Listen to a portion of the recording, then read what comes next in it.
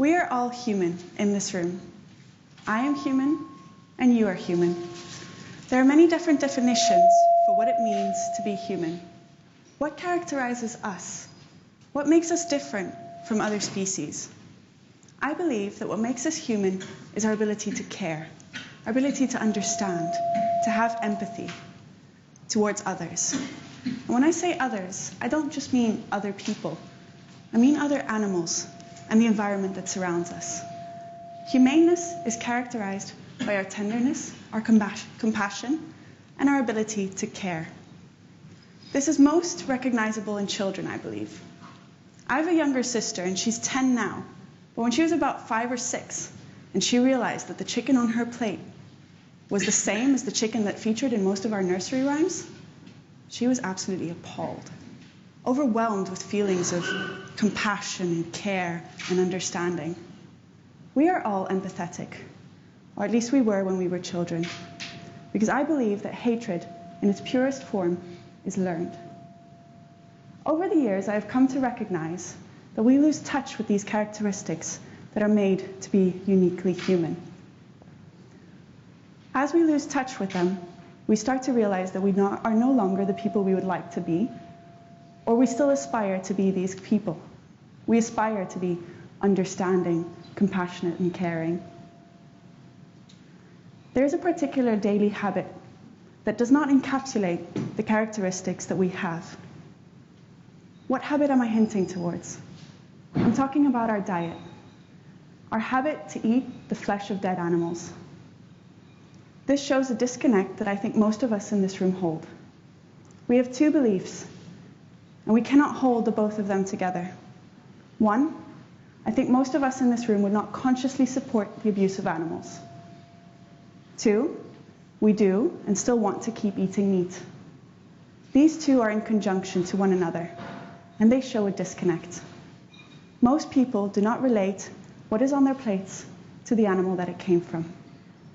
But if you give me an open mind today, I want to call to our better nature and make us a more empathetic and caring community.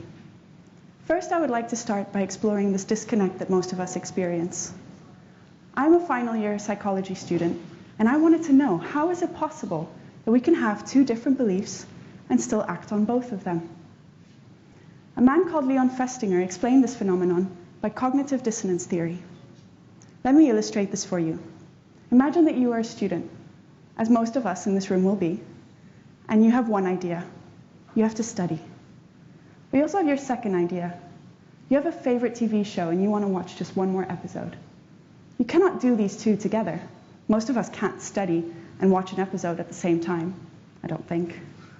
So what do? We make a justification. We say, okay, I'll watch one more episode and then I'll be able to concentrate for hours on end. Right? We do the same thing when we eat meat. We make justifications. For example, we neatly cleave animals into artificial categories. We say pets, or farm animals, or wild animals.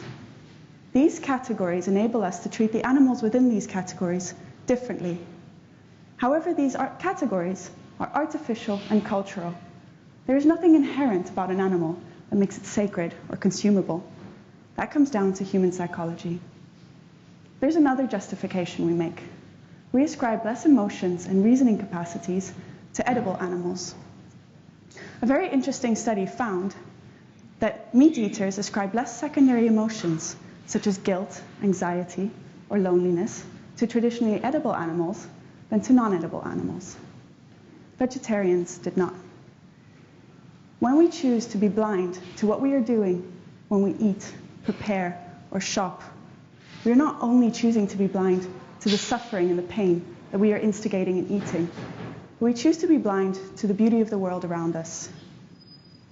This acquired inability to see the beauty of nature allows us to ravage forests and oceans and systemically destroy the natural world. We may speak of love and kindness and a gentler world, yet it is our actions, especially those that are habitually practiced, that determine our outcomes and those around us.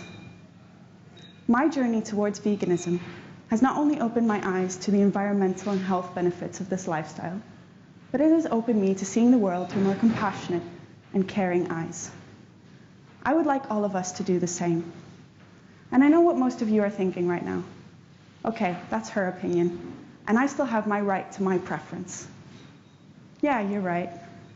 But that right, it kills so many, and this opinion, not any. I would like to start by exploring, together, the benefits of a plant-based lifestyle and the harms of an animal-based diet. Environmentally, veganism can make a massive impact. It is one of the greatest levers known to mankind and can alleviate so much of what ails us on this tiny blue planet. Raising animals for food is one of the largest contributors to loss of biodiversity, pollution, and water shortage. The agricultural industry uses 40% of the landscape available to us and 70% of our water. In addition, it is also the single largest contributor to greenhouse gases, 30% in total. This is more than all our electricity, all our transportation, and all other manufacturing. However, the food that is made in the agricultural industry, as a human population, we only consume 3% of it. 3%. 50% of it goes to feeding cows. If we redirected these sources, such as land and water, to creating food for us, not only would we be making a massive environmental difference, but we would be helping to feed the 850 million people on this planet who still suffer from food scarcity. Now that I have acknowledged the environmental benefits, there are also health benefits. We were not made or evolved to consume animal-based products, and this is the reason for a lot of illnesses that we suffer from. The intake of animal protein has been linked to certain illnesses such as diabetes, hypertension, rheumatoid arthritis, heart disease, and various cancers.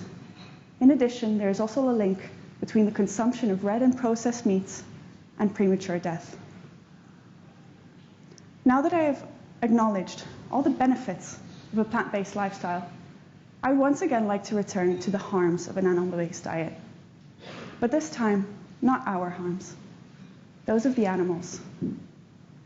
Though the meat and dairy industry has done everything to ensure invisibility of what happens between the four walls of a slaughterhouse or an animal farm, I would like to make sure that everyone in this room is aware of all the violence that is associated with every meal that contains either meat or dairy. Pigs, who show emotional responses, can solve puzzles, and are thought to be smarter than dogs and almost as smart as chimps, are often heard screaming as, strung up by their legs, they watch their fellow pigs who they have known since birth get tasered and killed, sliced down the middle. And dairy farms are no better. Baby cows are separated from their mothers who have been artificially inseminated from 24 hours, so that the milk made for the baby cow can feed us. And in egg farms, baby male chicks are thrown down grinders or in gas chambers, still conscious. This happens on both factory and organic farms. Yet, when people are presented with these facts, they very rarely make the connection between them and their dietary habits. Yes, habits, not needs. We have currently only 4 justifications for eating meat and dairy. These are taste, convenience, tradition, and habit. I feel that these do not suffice as justifications to continue an animal-based diet. It will be a difficult transformation, I understand. I personally remember when I was in Sicily and I walked into a sandwich store and I asked the man, "Oh, could you please make me a vegetarian sandwich?" And he points at the tuna and he's like, "Oh, yes, this one." No, it's going to be difficult. But it's not because we don't recognize the truth behind the arguments that I'm giving you today. It's because we lack the emotional connection to the cause. As I was preparing for this talk, many of my friends were very quick to suggest, "Oh, Sarah, did you know this? Or how about this? Or how about you put in that fact?" And I couldn't stop to think. And I was like, so many of you seem to know the facts, but so few of you are vegetarian or vegan. So what is the point of me standing here today and reiterating these facts to you? I don't want to tell you what most of us in this room already know. I want to make a connection between that and our future. Because I feel that if we all start employing a more empathetic and compassionate way of seeing the world, we will all be walking into a more forward-thinking society. Empathetic being the key word in that sentence. What is empathy? Empathy is not sympathy. It's not saying, oh, well, at least that animal had a good life.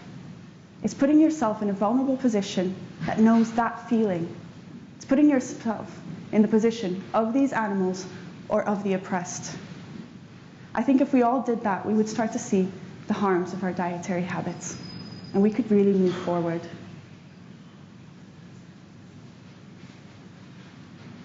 I would like to tell you a quote by Gandhi, and it says, "The greatness of a nation and its moral progress can be judged by the way its animals are treated." How would our nation be judged? Or better still, how would your household be judged? I want to encourage us all to start training this muscle of empathy and to start our own journeys, be it a vegan or a non-vegan, but to start our personal journeys. Because the future is not a place that you or I are going to. It is a place that we are going to create together. Thank you very much.